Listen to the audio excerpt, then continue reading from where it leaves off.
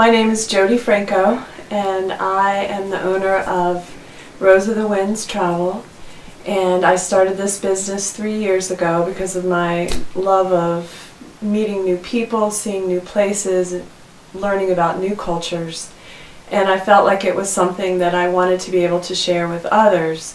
So many times travel to different destinations, more exotic destinations, can be a little scary. So in the last 2 years I've put together several small group adventures. And today I'm going to share with you some slides from our adventure in 2017. I took a small group to Nepal, and we traveled from the south to the north of the country and saw all of the different highlights. Today I appreciate this opportunity to share with you a presentation of what that trip was, the places we went, and the different activities that we did while we were there.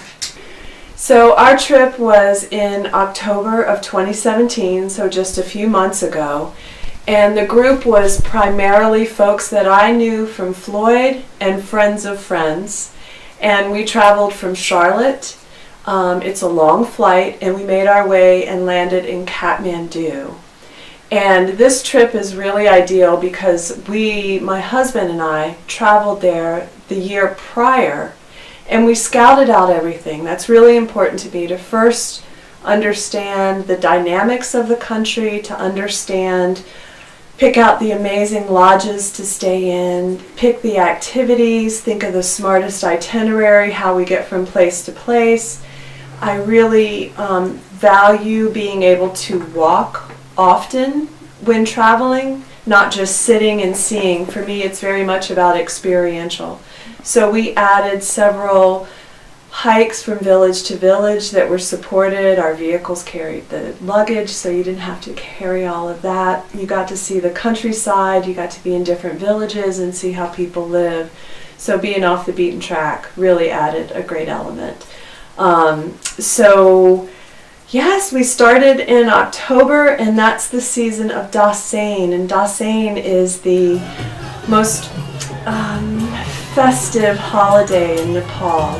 And they're celebrating the goddess Durga. And people are out of school and off work and in their villages. And so, whereas I was concerned it would be a more difficult travel time because of transportation and banks and things like that, it turned out to be a blessing because we really got to see people being with each other, playing, and Dashain swings. And I'll show you the swings a little bit later. So this first slide you see is our beautiful group when we were in our first stop, and that was in Nagarkot. And we stayed at this beautiful place called Peaceful Cottage. And our friend Carol and Karen own those. And those are two fellas. Those are male names. And it is perched high up on a hillside. And when you're lucky in the morning or in the evenings, the clouds part and you can see the giant Himalayan mountains. And I'll never forget, I'm looking and waiting for the clouds to part, and I'm looking, and all of a sudden our new friend Carol comes up and he lifts my head like this to see the top of the peaks that were so much higher than I ever could have imagined. Our route that we traveled early on was when we landed in Kathmandu airport, and we headed a little bit east. We went to Nagarkot. We traveled down to Dhulikhel.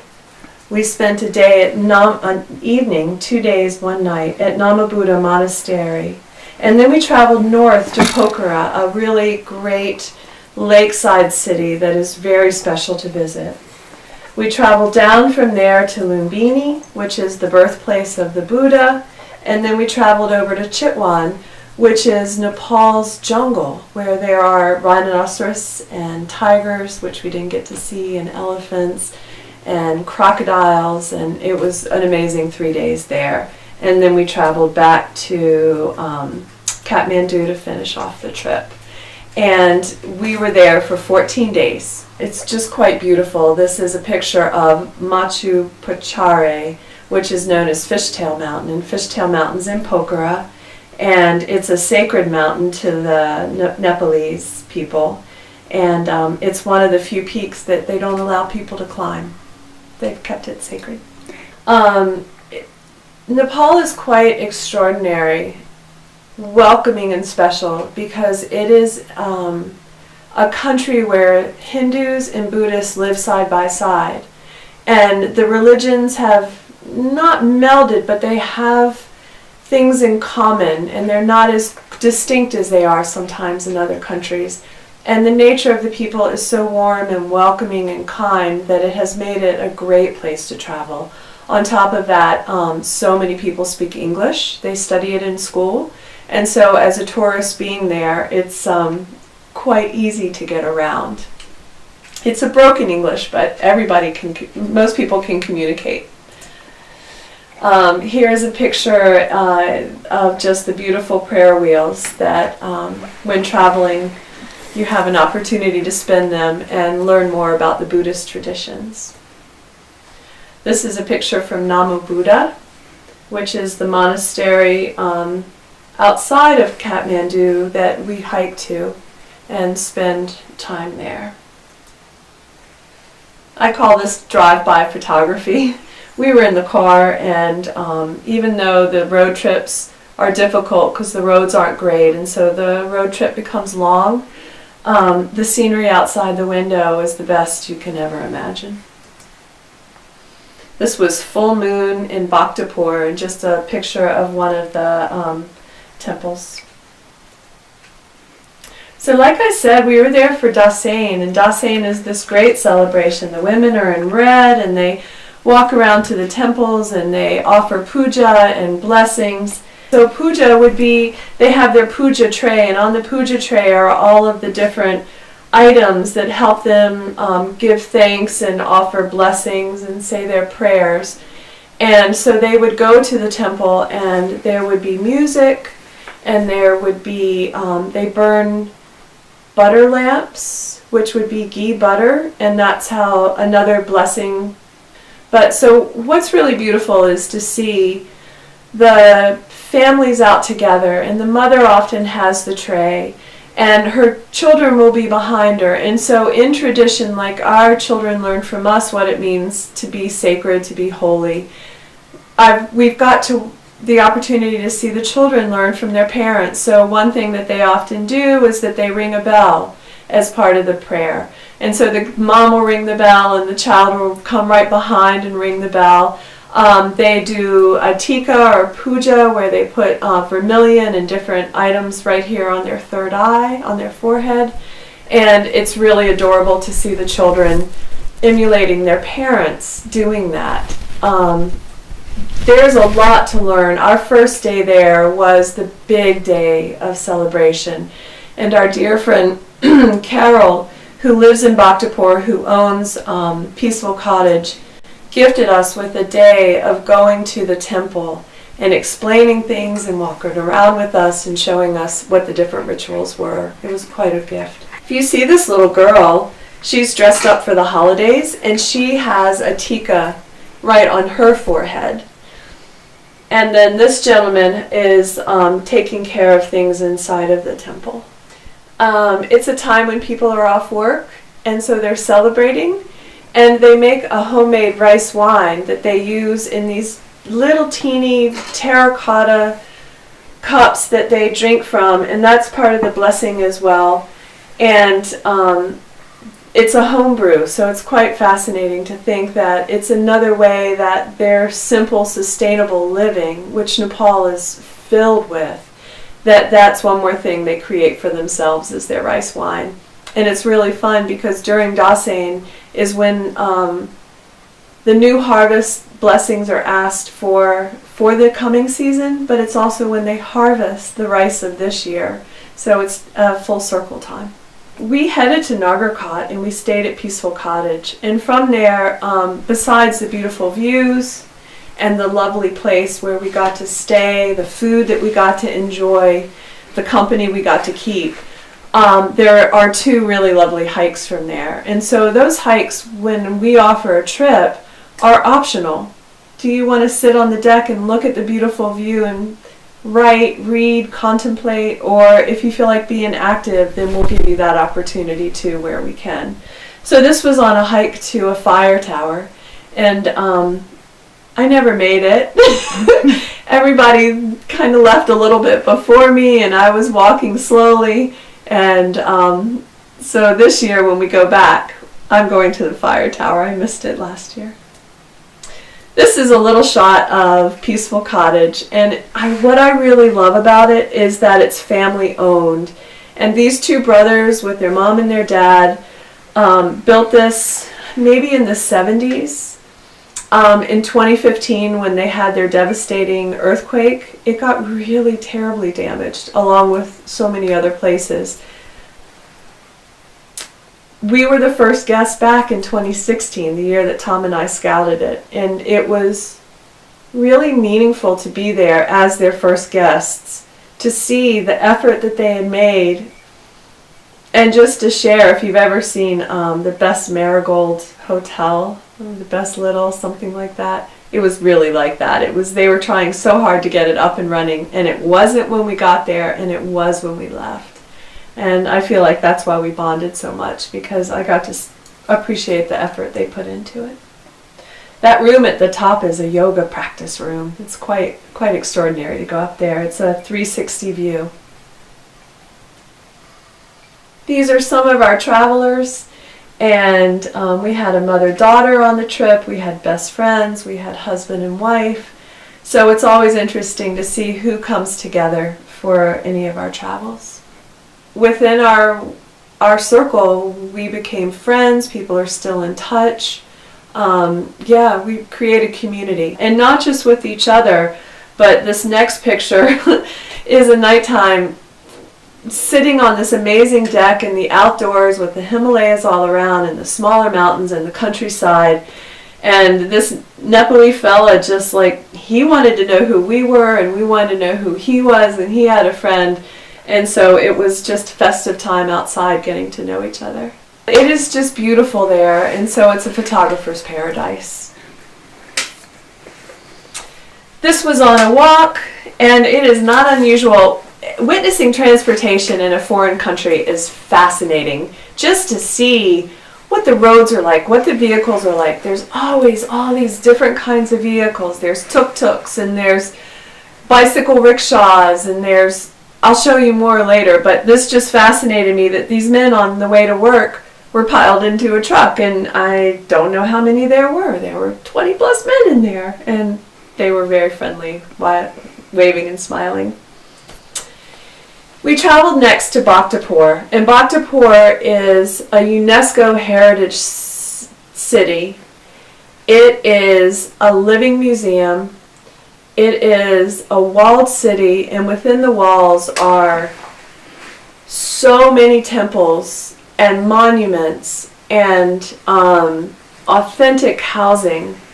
So to go there is to truly experience another time and place. In this picture, if you were to go back, if you looked at old pictures, you would see the many buildings and the many monuments that fell in 2015, and thankfully they're rebuilding, and they've got some outside help, and it's a major job. And one thing that felt really rewarding for us was in this experience, for Dashain, I was saying that they have puja, and part of puja can be a call and response music, and so people get together in the temples and in these little buildings. And within them, they're playing music, and they're using their instruments, and they're praying. And we were invited to join them. And they invited us in, and they gave us instruments, and they offered tea, and we spoke with them in between song, and they tried to get us to, they tried to enunciate so we could learn some of the music. It was an amazing experience. And we were so appreciative that it wasn't an obligation, but we chose to give a little financial offering. And it was individual from each person. And once we did that, they were quiet, they were touched, and they pointed to one of the beams in this building, and it was broken, and it was just scabbed together in a 2x4 holding it up, and it was not in great shape. And they were so touched, they said that the little bit of money we gave them was going to enable them to fix their temple. So, to to have that sort of real opportunity with someone in another country was quite extraordinary for us. So it's men and women together, and they take different turns. Who's going to play the harmonium? Who's going to sing the lead? And it was very obvious they'd been together for years. And at the same time, the man on the left of the picture was quite young, and he's playing the tablas. He was extraordinary, and you can see that the next generation is also staying involved, which is important. Many traditions being lost. It abounds with temples, and the temples are fascinating. They open them up at different times for prayer. You can peek inside, and the architecture is phenomenal. It's really extraordinary architecture. All of those struts, the diagonal pieces that go from roof down to the building, are intricately hand carved. And Bhaktapur is renowned for its wood carvers and its woodworking. Just a beautiful picture of another temple. And what happens here is you see all these different animals, and so up at the top is the animal that's considered to be the lowest in hierarchy, and as it comes down, it's who's more fierce, who's more grand, and you see that they've placed us at the top, at the bottom, which is to be the strongest. Yep. We stayed at Shiva Guest House in Bhaktapur, and again, two different brothers own that. It's Naris and Kailash, and their mom.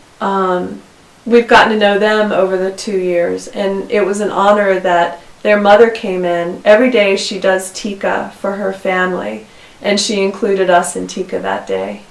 An added value to the trip and to our lives to become more aware when we travel, and not just look and see, but to do and to learn. And so in Bhaktapur, we included several in-depth dialogues with artisans. And this is us meeting with Madhu. He is a master Thangka painter. And Thangkas are Tibetan paintings that tell the story of Buddhism. And so he has studied his whole life. He travels the world, actually, to teach and to speak about Buddhism and to speak about the art. And he welcomed us into his studio for what we thought was going to be a talk about Thangkas and what Thangkas mean, because they have a lot of symbolism, and we can show some Thangkas later in the show. And to our delight, what we spoke about was ideals of good living that are universal across all religions. And we spoke about our lives, and we had true dialogue. And then at the end, he introduced Thangkas, and he talked about the pain, and he talked about the meaning of them. And then we looked at all of his work, and we met the different students that are studying with him. Some were 10, 11, 12. And then later on, there were students all up to the working to be master painters as well. And Madhu is potentially coming to Greensboro to speak at the college there. And if he does, I'm hoping to bring him up to Floyd. The painting on the right is the 8 auspicious symbols. And they are good luck symbols that folks in Nepal like to have in their home. So we brought some of those home as gifts, holiday gifts, and for other people. The other in-depth dialogue that we did was at the Pottery Square, and the Pottery Square is the center of life for a lot of people in Bhaktapur. It's another thing that they are very well known for, and it's a community pottery, and so together they have all of their materials in different piles, and they have a square where you've got your area and you put your pottery out to dry, and so it's an amazing glimpse at an ancient craft and how it's still being done. We learned a lot, and they also let us play with clay for a while too and make little things to bring home. I spoke about vehicles, and if you look at the left side, this vehicle is actually pretty much just a gravely tiller, And it's beefed up, and in the back of it is a wagon, and that's what they drive through the streets there. It's their utility truck. So it was pretty fun to see just the creative vehicles that they use for their work. Dashain is a time of games, and so you can see the fellas here gathering and playing games and laughing and telling stories. It looked like fun. I wanted to sit down and learn some of the games with them, but I gave them their space as a polite traveler.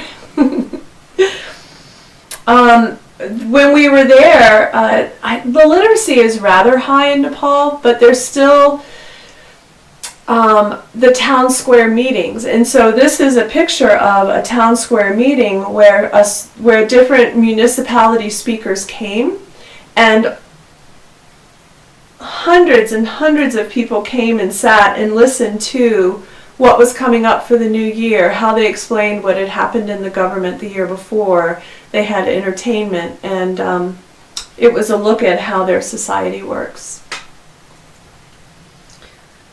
Bhaktapur.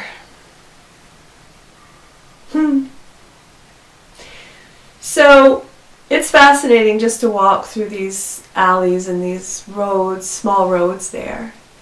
And it's safe. And so with the group we were introduced, and then everybody had free time just to go off on their own. And we were walking through the street, and I caught a glimpse of this inside this doorway that was fascinating. What was she making? And was it for family? Was it for people to come? And I snapped pictures because it really was intriguing. And later on, when our friend Carol came and visited with us, and I said, "So where should we eat tonight?" He said, "I have the place for you." And he walked us back to this restaurant, and it's called Buddha, and it's a Nawari lentil pancake. And when you travel, an important thing to do is to be aware of hygiene. You don't want to get travelers dysentery.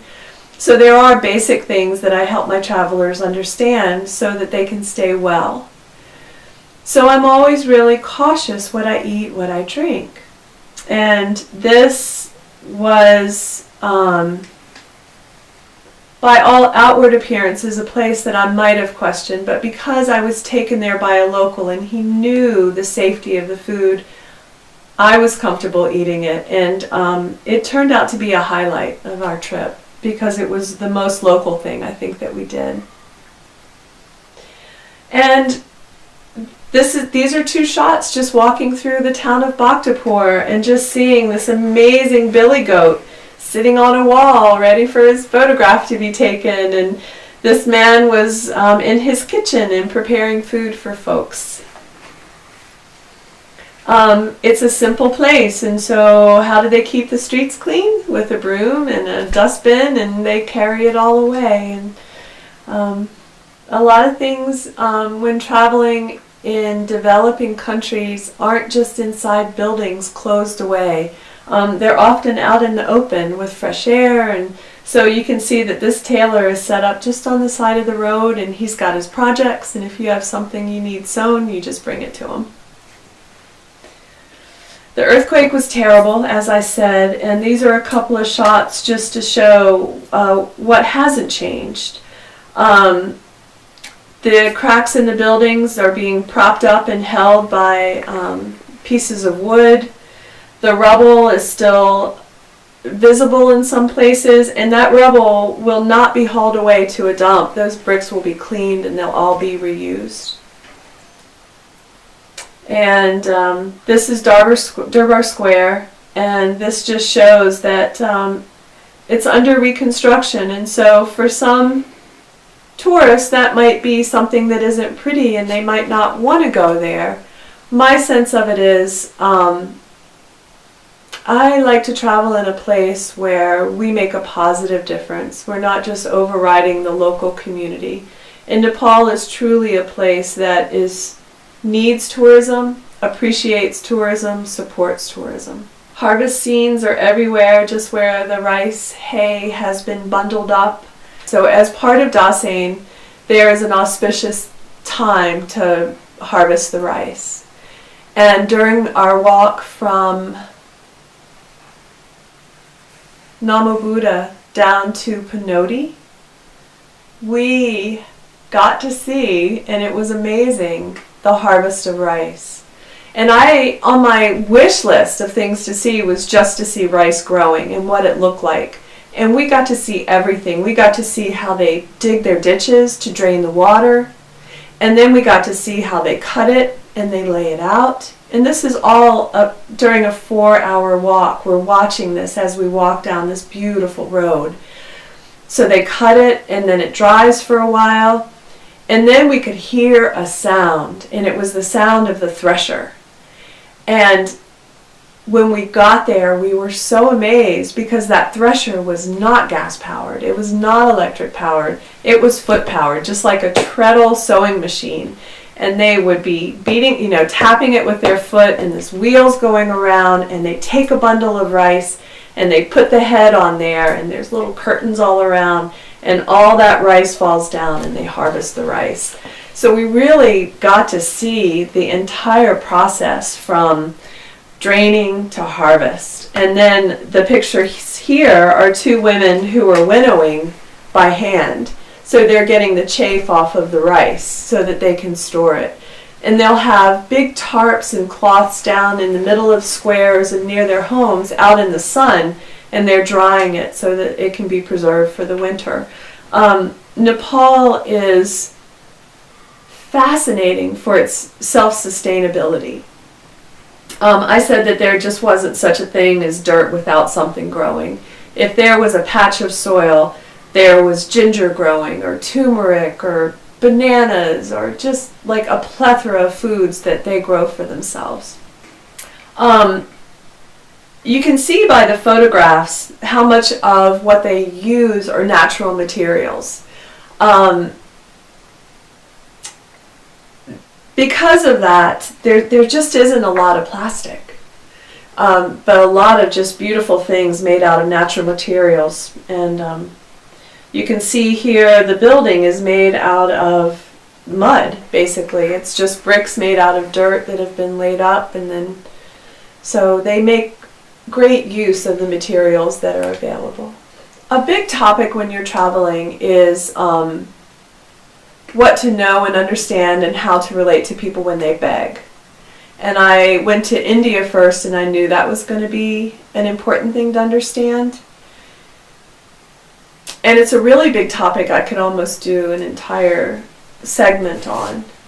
But it's really important to realize that begging can be an industry, and children can be almost children trafficked in order to be beggars, to make money for the people who are trafficking them. So you have to understand the story before you give. And so we decided to take pencils as something to give, because we felt like pencils were power, pencils were knowledge, and it was fun. It was fun to have these pencils and a way to relate to the kids. I don't know that that's the ultimate answer of how I want to be able to give and to share when I travel. It's something I'm studying and learning more and more about. But this is us meeting some children and sharing pencils along the way. A scene on the road. This fellow was at the barber, and it was a very simple shop, and he looks very happy with the service. Bhaktapur is fascinating for seeing how it was in the days of old before all of the plumbing and all of the electricity. And so throughout Bhaktapur, you can see 172 temples and monasteries, 152 wells, 77 water tanks, and 172 pilgrim shelters. And the wells were just beautiful, beautiful. So many of them. A few still in use, a few still had water, and a lot were defunct because what happened was the earthquakes broke the channels of water that were feeding them. But they still are just glorious to look at. Nepal is a depressed economy. Every day about 150 Nepali men travel abroad for work. And they're going to Saudi Arabia and different Arabic countries to be laborers. And it's a big drain on the society in Nepal. But they are trying to earn the money that they need for their families and themselves. From Bhaktapur, we went to Himalayan Sunrise, which is in Dhulikhel. It's a family-owned hotel, and this family has a beautiful son and a daughter, the mom and the dad, and then the extended family comes in and out. And again, I really appreciate the entrepreneurial spirit of the Nepali people, and tourism is a great opportunity. So the son is studying tourism, and he goes to school and he studies and he learns and he gets ideas and he brings those back to the family. And they are very welcoming. And our first year there, they gave us a tour of their garden, their self-sufficient garden. They grow so many foods. They have a mill where they mill their grains. They had a cow. And the delight for us was going into the garden, seeing the food growing, watching them pick the food, and then eating that for dinner. And they were kind enough now for my tours when I take people back to again offer the tour, to explain the foods, how they grow, let us pick them, go into the kitchen, learn how to make a dish or two, and then go upstairs, they finish cooking, and then we all eat the dinner, and it's really quite an intimate experience and very personalized. So we do a farm-to-table tour and cooking class, and in this you can see that we're in the mill, and so they mill their own grains, but they also mill other people's grains, and so the people that come to get their grains milled can pay either in product or they can pay in Nepali rupees. So it's just, I think, a style of living that Floyd probably enjoyed several decades ago. And that's one thing I love about Nepal, is how it feels like the home that I appreciate here in Floyd. The people of Nepal highly value family, their spirituality, living close to the land, working hard. And to me, that describes Floyd. Mm-hmm. I told you all about the Dashain swing. And the Dashain swing is a Nepali tradition for Dashain holiday. And what they do is they gather this giant bamboo and they build these swings. And these swings, because the apex is so high, the arc is huge. And so the swing here, you can see to the left, it's a cliff. And so when you swing out, you just see mountains and a valley, and they're very much fun. And the tradition is fascinating. The tradition is that the Nepali people believe every year your feet need to leave the ground at least once. And so that's why the swing. And I learned that when I said, "Can I swing?" And they teased me and they said, "Oh, you don't need to swing. You flew in an airplane. You came here. You've already had that blessing." But it's too much fun. We went out during the full moon and swang, and it's very social. Grown-ups are there. Kids are there. People drive, like, they heard about a good swing, and so they jump in the car and they go to another swing, and everybody shares. And I had bubbles there, and all the kids wanted to play with bubbles, and so it's a community event. A tradition is to share appreciation through gifts. So with the family at Himalayan Sunrise, we all shared gifts. It was fun. I had brought some from home, which was a treat. So we headed to Namo Buddha from there. Himalayan Sunrise is on one end of the road. There's traffic and city behind us, but none in front of us. And it was a dirt road, a path most of the way.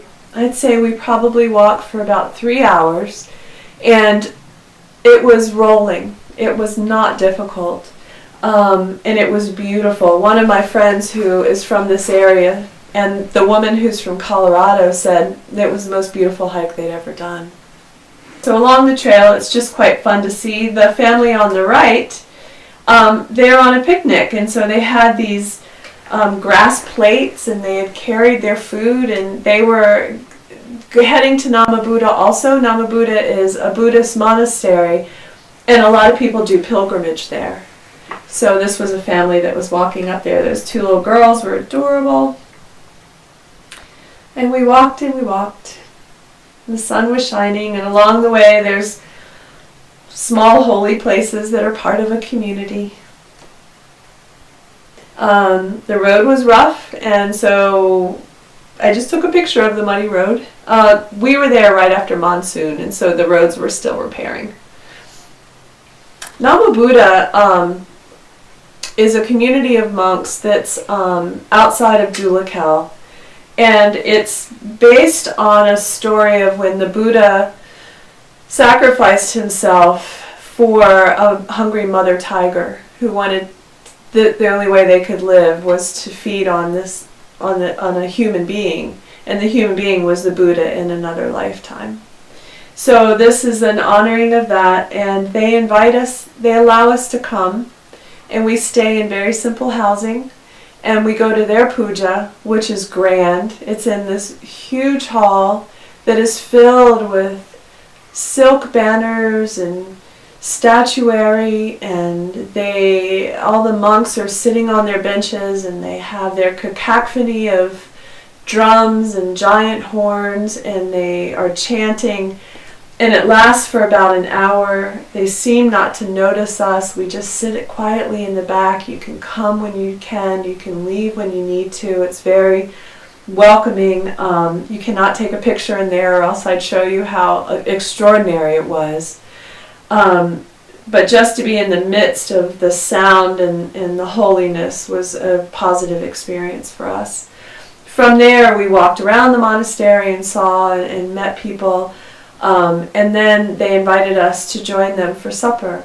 And so to sit with the monks, who are anywhere from 5 years old to 95 years old, was a great experience. There were other guests there that we visited with that were from all over the world. And we got to see the simple yet tasty food that they eat. Prayer flags everywhere. So my limited understanding of Buddhism, so when the monks were doing puja, they were reciting mantras, and mantras are holy prayers. And on a prayer flag are mantras. And so the belief is that all of these flags that are filled with all of these holy words, blessings, prayers, when the wind blows on them, it blows those prayers out into the world. And so I believe that the monks' belief system is that they aren't praying for themselves, they're praying for the world. And the prayer flags are doing the same thing. It's sending that goodness out into the world. And here we are walking down to Panoti. So the walk up to Namo Buddha rolls. The walk down to Panoti is very, very lovely. It's about 4 hours, like I said, but it's a glorious walk. And going there, you see so much. You get to see the different villages, and you get to see the different folks. You get to see how rice is grown and how rice is harvested. A view of a home as we walked from village to village, and you can see that livestock is a major part of their life. They've got goats and chickens, and because it's a Hindu society, they do have cows, but they don't eat beef, and they milk water buffaloes, and I can promise you it is the best yogurt. It is so good. And just precious scenes along the way. These children up in their windows saying hello. People washing their clothing in the river as we walked by. And I've got some pictures here of the rice harvest as it was happening. The picture on the left is the rice growing, and the picture on the right is after it's been harvested and the hay is laid out to dry. Panoti's the point at the end of the walk. It's another UNESCO heritage town or city, and it was another glimpse of temples and holiness in Nepal. From there, it was a long drive. I will kid you not. The roads were not good. There's just 2 lanes, and so there's a lot of truck traffic, and our driver was very safe and drove well, and it took 9+ hours, so it was a very long day in the vehicle. But along the way, the views were beautiful, and it was worth it to get to the destination. Pokhara is it's their resort town, and it's on a lake. And in the midst of it, there are outstanding things to do and to see. It's the point where many people take off for their treks. And so if you're doing the Annapurna trek or the Gorapani Poon Hill trek, you start from there. So there's a whole backpacker culture. Hang gliding, I've got great stories about hang gliding there. So that's another great opportunity. And there's wonderful hikes, there's waterfalls, there's going out on the lake, and then there's the Peace Pagoda, which is a great destination. Morning sunrise up at Sarankot was quite beautiful. You could see the sunrise on Macha Puchare, and then you could see just the city coming awake down below. And then there's Lake Fua, which is beautiful. You can rent a boat and go paddling yourself. Or if you want to go over to the Peace Pagoda, you can pay somebody and they will row you across and drop you off. So here we are catching a ride across the lake. Here's the view as we started climbing up. And I'm not a strong hiker, but I can walk and walk and walk. And this was the steepest hike. It took 45, 50 minutes, an hour, something like that. And we just set our own pace, and it wasn't dangerous. It was just strenuous to climb up, up, up. But the views were rewarding. So this is a view looking back at Pokhara. And we make it to the top.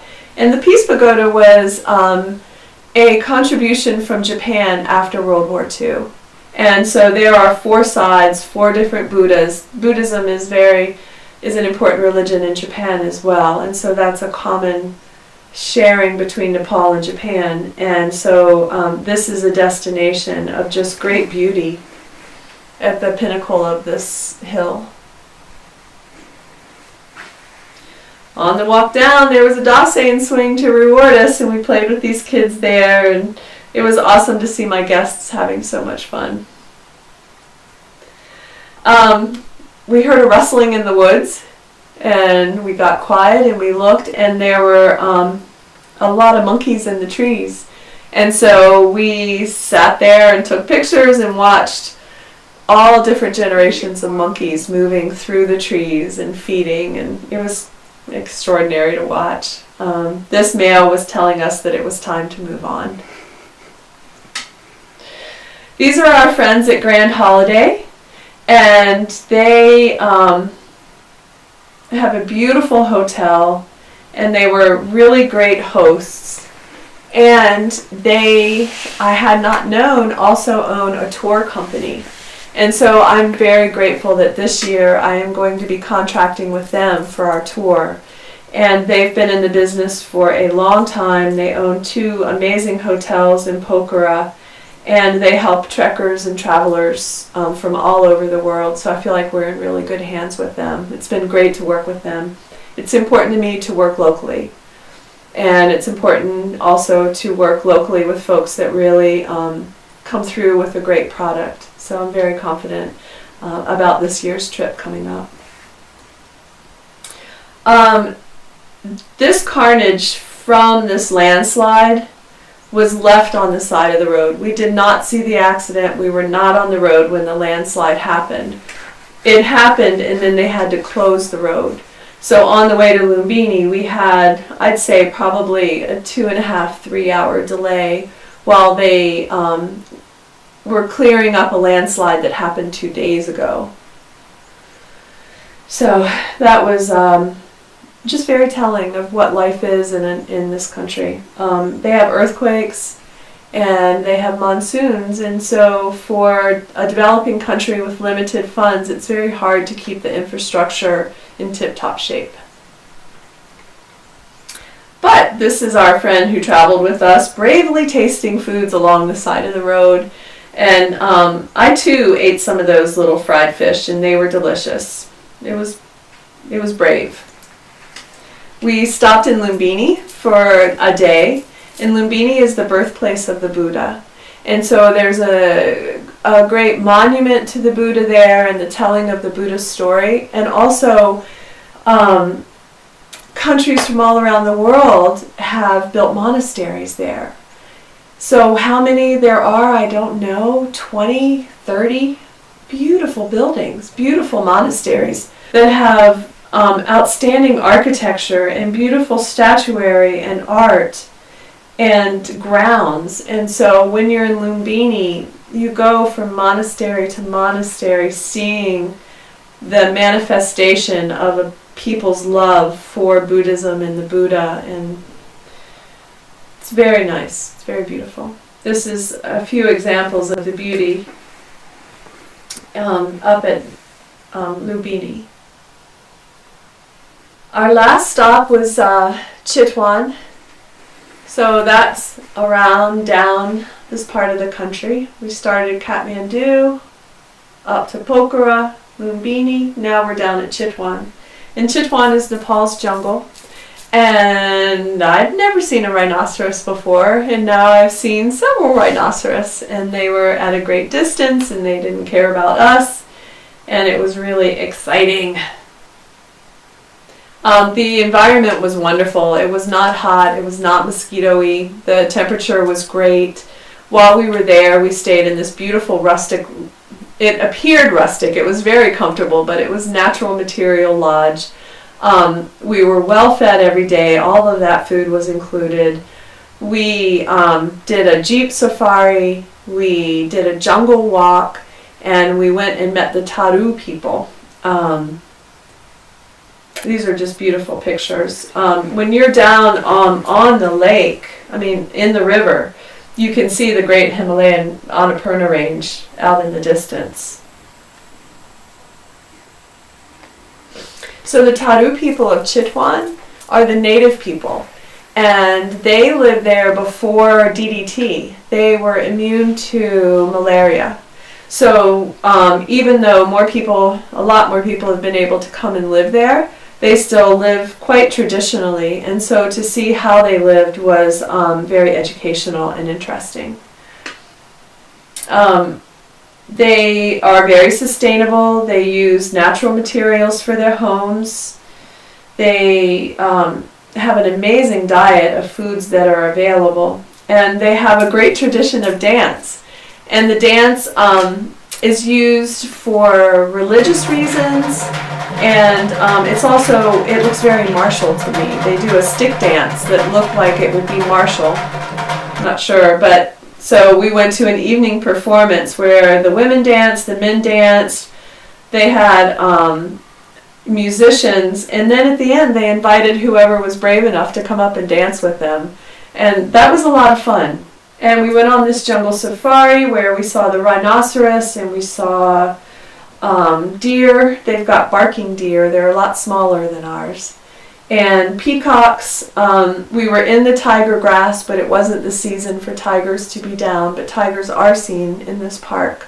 And that would be a treat. Our chance of seeing a tiger is better this year because we're going later in the season. Here's a barking deer. This is a buck.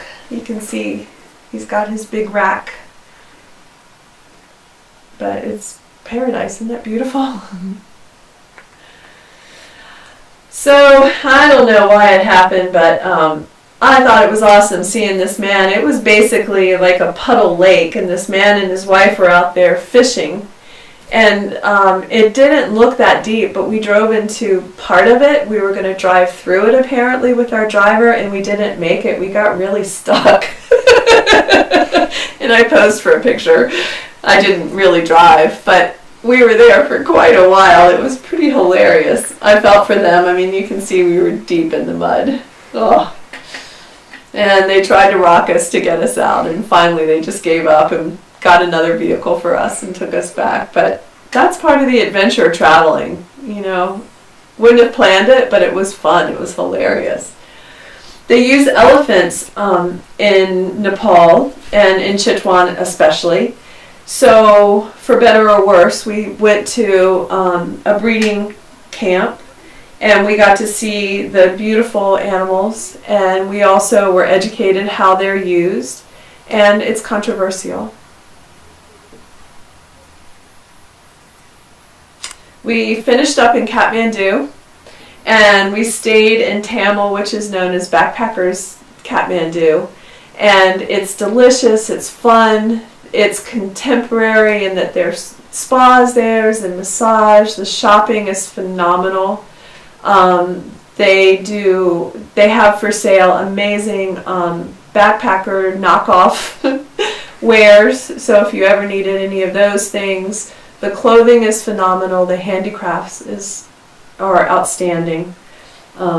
It's just a really fun place to finish up and go out for amazing meals. And this is there's also a lot of temples and holy places there too. So we did about a 3 or 4 hour tour, and this view is from up at the top of one of the temples. And there are a lot of names of these temples that I could try and say, but it's difficult. And just like the names of the families and some of the people, I would honor them more if I would learn how to say them, but I'm afraid I would say them so wrong that I'm choosing not to at this point. So we walked through and we saw just life on the street, and this was fascinating. So these guys made this contraption for sharpening knives, and it uses a pulley system and it gets the wheel going around really fast, but it's just creative economy. And generations old. This is Himalayan salt, which you can buy there, which has got so many of the trace elements and nutrients that are really great to get in salt. So I found it fascinating to see all the different colors, and it was a really great souvenir to bring back home. And walking through the market is one of my favorite things when I travel. And just to see how people live, what they live with, and then to see the foods that they buy from. And it's extraordinary. This is pasta, but then in the back are all of these different kinds of lentils, which they call dal. And I think that we were in a place where they showed us 9 different kinds of lentils, all different sizes and colors and different flavors. So I could talk about the cuisine. I don't know if I have a great picture coming up. But the cuisine in Nepal is delicious. It's simple food. They serve chicken as a main meat. They have great vegetarian dishes, and what they serve is dal bhat. Again, handicrafts are amazing. These men made these items that are in their shop. They're metalsmiths. And so you've got Dashain, and then it's like 2 weeks of holiday, and then time that's not holiday. And then it all culminates with Tihar, which is also known as Diwali in India, and Tihar in Nepal. And again, it's a great festival. It's called the Festival of Lights. And when they do their tikka, they use these multicolored powders to make the tikka, so it's not just the traditional red, it's all these different colors. And it's beautiful. I just love seeing the different forms of transportation. So this is a bicycle rickshaw.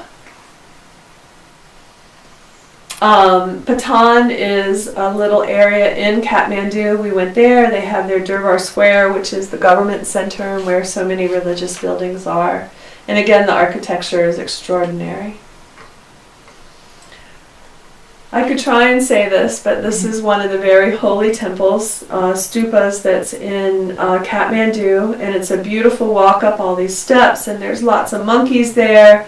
Definitely one of the stops you want to make when you're in Kathmandu. And Bodhanath is another Buddhist temple, and this one is outside of Kathmandu, but not very far, and definitely a place to go. The giant medicine wheel on the right was one of the largest I saw in our travels.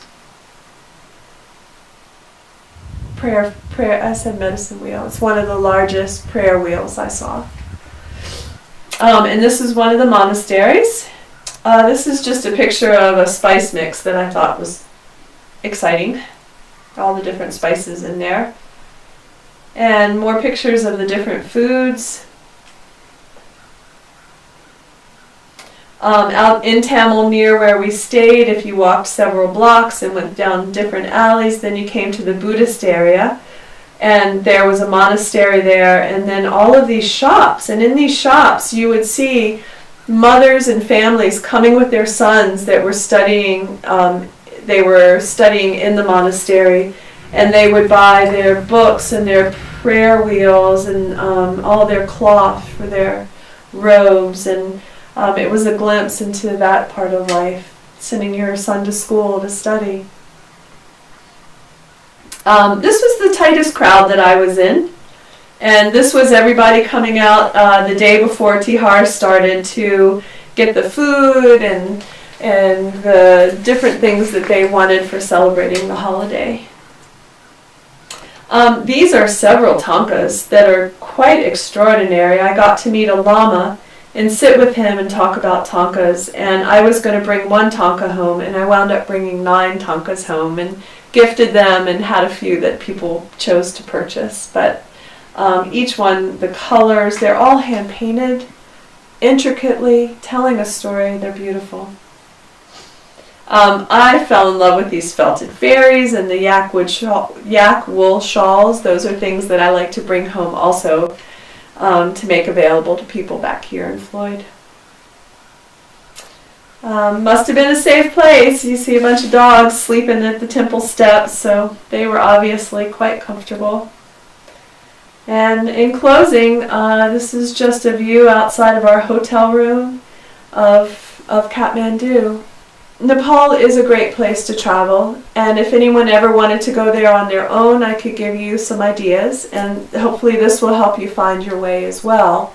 But I also love taking small groups. We have a group of 10 committed to going this year. We'll be there in November for 2 weeks, and we will also lead a tour in 2019. So if folks are curious about these travels or other destinations, I do travel all over the world, specialize in honeymoons, and I also help people plan their own individual trips, whether it's a cruise or a land tour. But if it's travel, I'm involved, and I'm looking forward to talking to others about travel. Thank you. If you would like to contact me to speak about travel, you can reach me at my website, that is roseofthewindstravel.com, and my email is roseofthewindstravel@gmail.com. Namaste. A greeting of farewell and hello in Nepal.